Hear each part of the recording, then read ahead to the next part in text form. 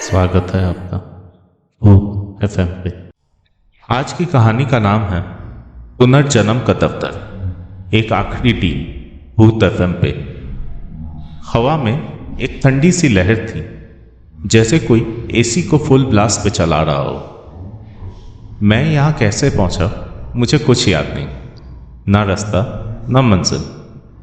चारों तरफ एक अंधेरा सा था, इतना गहरा कि आंखें खुली होने के बाद भी फर्क ही नहीं पड़ता था।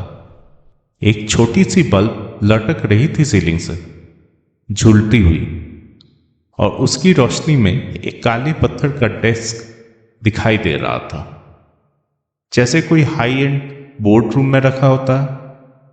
उसके पीछे बैठी थी रोहिणी। उसके बाल सफेद पर चमकदार, चेहरा चेहरा जवान था, बहुत ज्यादा जवान, लेकिन आंखें पुरानी, जैसे सदियों का डर छुपा हो उनमें। Thanks for taking my appointment, मैंने कहा। आवाज थोड़ी कांपती रही थी। मुझे लगा नहीं था कि कोई स्लॉट खाली होगा आज। रोहिणी ने एक ठंडी सी स्माइल दी जो आंखों तक नहीं पहुंची। उसने डेस्क पे रखे हुए फाइल्स को थोड़ी सी हरकत दी, जैसे कोई पुराना दरवाजा खोल रही हो। हर चीज में एक अजीब सा डर था, जैसे वो मुझे देख के मजा ले रही हो। एक क्लाइंट ने कैंसिल किया, उसने कहा। आवाज में एक ठंडी सी मस्ती थी। तो मैंने तुम्हें फिट कर दिया। उसने अपने ड्रेस का ड्रॉयर खोला, उंगलियों से पत्थर पर टैप करने लगी और एक गोल्ड फ्लिक का पैकेट निकाला। सिगरेट का पैकेट खोलने की आवाज आई और मुझे लगा, अरे ये तो जिंदा लोगों की बुरी आदत है, मौत के बाद भी। उसने एक सिगरेट जलाया और धुआं छोड़ा। धुआं जैसे नाच रहा था, भूतों के जैसा, और एक गंदी सी बू आई। एक बात पूछूं, उसने कहा, धुआं मेरी तरफ छूटते हुए। आवाज थोड़ी धीमी हो गई। तुम ठीक हो ना? हाँ, मैंने झूठ बोला। दिल अंदर से धड़क रहा था, पर क्या बोलता। तुम थोड़े से हेजी दिख रहे हो, एजेस पे। उसके शब्द सुनकर मैंने अपने हाथों को देखा और दिल बैठने लगा। मेरी उंगलियां दिखाई दी, पर जैसे वो पानी में घुल रही हो, आधी अधूरी, ट्रांसपेरेंट। मैंने हाथ हिलाया और वो और फेड हो गया, जैसे मैं हवा में मिल रहा हूं। मैं पुनर्जन्म के बारे में सोच रहा था, मैंने कहा। आवाज में डर घुस गया था। पहले लगा ऑल्टरनेटिव ट्राई करूं। रोहिणी की आंखों में एक अजीब सी चमक थी, जैसे उसने मेरा दर्द समझ लिया हो। फेड अवे करके पुफ, एकदम गायब। उसने धुआं छोड़ते हुए पुफ कहा, जैसे मुझे छेड़ रही हो। पहले लगा ठीक है, मैंने कहा, अपने हाथों को घूरते हुए। पर अब सोचता हूं, जिंदगी एक बार फिर से ट्राई करनी चाहिए। वो पीछे झुकी। कुर्सी में एक चरमराने की आवाज आई, डरावनी सी, और सिगरेट की एक लंबी कश थी। गुड कि तुम समझ गए। फेड अवे सुनने में तो मजेदार लगता है, अमन, शांति, खत्म। पर सिर्फ हम दोनों के बीच। उसकी आवाज एक सिसकी सी बन गई। ये एक खौफनाक नाइटमेयर है। नाइटमेयर? यह शब्द सुनकर मेरा दिमाग हिल गया, जैसे कोई कंकड़ दिल में गिर गया हो, और मेरे गर्दन के बाल खड़े हो गए। अरे ये मौत के बाद भी होता है। हवा ठंडी हो गई, जैसे कोई साया मेरे पास से गुजरा हो। तो ये पुनर्जन्म कैसा होता है? मैंने जल्दी से पूछा, डर को दबाने के लिए। रोहिणी ने एक पतली सी हंसी दी, जैसे शिकारी अपने शिकार को देख रहा हो। उसने सारी फाइल्स एक तरफ धकेल दी, एक के अलावा, और बची हुई फाइल्स अपनी उंगली के नीचे रखा। बहुत सिंपल है, उसने कहा, आवाज में एक ठंडी सी मस्ती। मैं तुम्हें एक कैंडिडेट दूंगी और तुम डिसाइड करोगे कि तुम्हें उस कैंडिडेट के हिसाब से अगला जन्म देना है या नहीं। मुझे पता होगा कि मैं कौन बनने वाला हूं। हाँ बिल्कुल। अरे ये तो चीटिंग हुआ ना। उसने सर झुकाया, सिगरेट के बट से दूसरा सिगरेट जलाया और धुआं मेरी तरफ छोड़ा। कैसे? मैं समझी नहीं। अगर मुझे कुछ पसंद नहीं आया तो मैं चेंज करने की कोशिश कर सकता हूं ना। अरे तुम्हें कुछ याद नहीं रहेगा यहाँ का।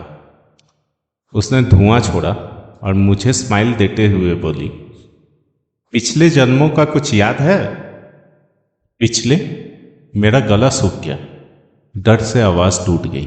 हाँ जी, उसने कहा, आवाज हल्की पर गूंज रही थी। ये हम 7वीं बार डिस्कस कर रहे हैं। 7वां? ये शब्द मेरे मुंह से निकला जैसे कुछ दिल में चुभ गया हो। दिमाग घूम गया। 7 जन्म? पर कुछ याद क्यों नहीं है? एक खाली सा अंधेरा हो जैसे दिल में। मैं ये सब इसलिए बोल रही हूं, उसने कहा। आंखें मेरी रूह तक घूर रही थी, क्योंकि पुनर्जन्म करना जरूरी नहीं है, ऑल्टरनेटिव भी है। मैंने नीचे देखा और दिल धड़कने लगा। मेरी उंगलियां तो गई थी और अब हाथ भी गायब हो रहा था, ट्रांसपेरेंट, जैसे कोई पुराना कपड़ा फट रहा हो। डेस्क का काला पत्थर दिख रहा था मेरे हाथों के आर पार। मतलब वो खौफनाक नाइटवेयर। मेरा गला सूख गया। आवाज एक सिसकी सी बन गई थी। हाँ, वही है दूसरा ऑप्शन। मेरे गर्दन पे एक ठंडी सी लहर दौड़ी। बाल खड़े हो गए। अरे ये मौत के बाद भी इतना डर। हवा में एक आवाज आया, जैसे कोई मेरे चारों तरफ सांस ले रहा हो। कमरे के कोने में अंधेरा हिला, जैसे कोई चुपके से देख रहा हो, मुझे घूर रहा हो। कैंडिडेट के बारे में बताओ ना, मैंने जल्दी से कहा। डर को भगाने के लिए शब्द ठोक दिया, खुशी से। रोहिणी ने फाइल खोला एक तेज आवाज के साथ और आगे झुकी। उसके सफेद बाल आंखों पे गिर गए। अतुल कर्क, एमपी में पैदा हुआ, प्यारा सा परिवार, बड़ा होकर बनता है बुचर। बुचर बोलते वक्त उसकी आवाज रुक गई। एक ठंडी सी हंसी उसके चेहरे पे आई। ये ऐसा क्यों बोला तुमने? मैंने पूछा। दिल में एक चिभन सी हो रही थी। ऐसा कैसा? उसने मजाक उड़ाया, पर आंखों में एक शैतानी चमक थी। तुम रुकी और फिर बुचर बोला। वो हंसी, एक धीमी गंदी सी आवाज। सॉरी यार, शायद मुझे बोलना चाहिए था। मर्डरर और कैनिबल। क्या? मेरा दिल एकदम से धड़कना बंद कर दिया। कमरा घूम गया।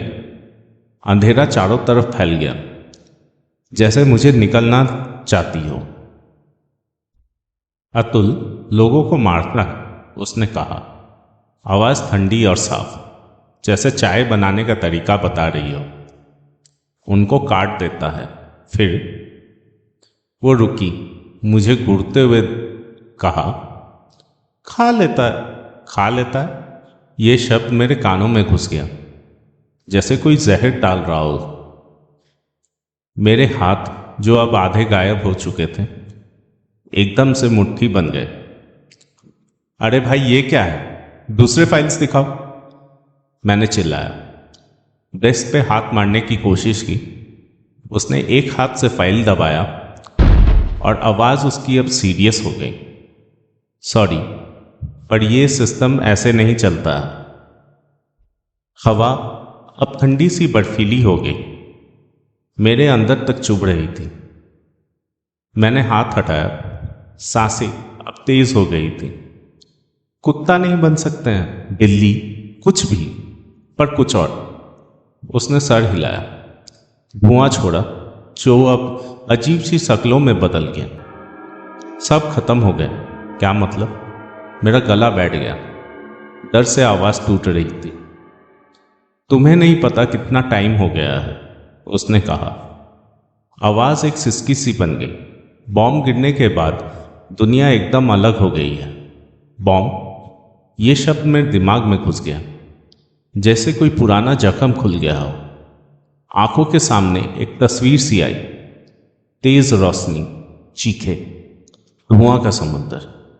इस ख्याल को दिमाग से हटाया। मैं वो नज़ारा देखना नहीं चाहता था।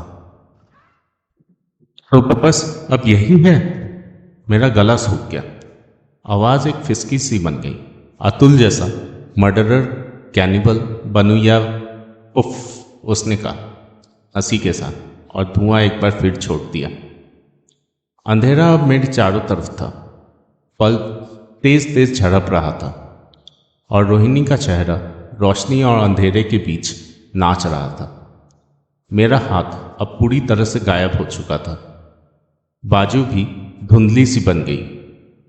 ऑल्टरनेटिव मेरे दिमाग में गूंज रहा था।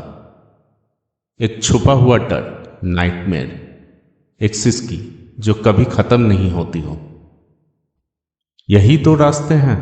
मैंने पूछा। आवाज टूट रही थी, रूह तक डर घुस गया था। अब समझ आया ना कि पिछला क्लाइंट क्यों भाग गया, उसने कहा। आवाज में एक ठंडी सी तारीफ थी। वो आगे झुकी, हाथ आगे बढ़ाया। सिगरेट उसकी उंगलियों में लटक रहा था। धुएं से फंदा सा बन रहा था और वो फंदा मेरे ही सर पे मंडरा रहा था। पर मुझे लगता है तुम सही फैसला लोगे। उसका हाथ वही था, ठंडा और स्टेडी। नाखून चमक रहे थे जैसे बर्फ के टुकड़े।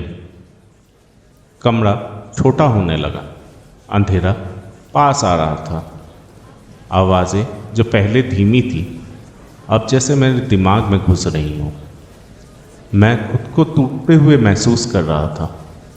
एक एक हिस्सा गायब हो रहा था। अतुल का फाइल मेरे सामने पड़ा था। उसके पन्ने पे लाल दाग था, शायद स्याही या शायद कुछ और। मैंने उसके हाथ को देखा, फिर अपने बिखरे हुए रूप को। ऑल्टरनेटिव मेरे दिमाग में चिल्ला रहा था, एक डर जो कभी ख़त्म नहीं होता, एक अंधेरा जहां मैं हमेशा चीखता रहूंगा, और अतुल एक कातिल, एक राक्षस, खून से सनी जिंदगी। मेरा दिल जोर से धड़क रहा था, या शायद दिल धड़कने की याद थी ये। मेरा गला बंद हो गया। आवाज एक सिसकी सी बन गई। अंधेरा बढ़ रहा था। बल्ब एक आखिरी बार चमका और अंधेरा कमरे में भर गया। रोहिणी की आवाज सन्नाटे को काटते हुए, धीमी और आखिरी, चुन लो। मैंने एक गहरी सांस ली, या सांसों की याद, और जवाब दिया। अगर आपको ऐसी कहानियाँ पसंद हो तो प्लीज़ लाइक, शेयर, कमेंट और सब्सक्राइब कीजिए भूत FM को।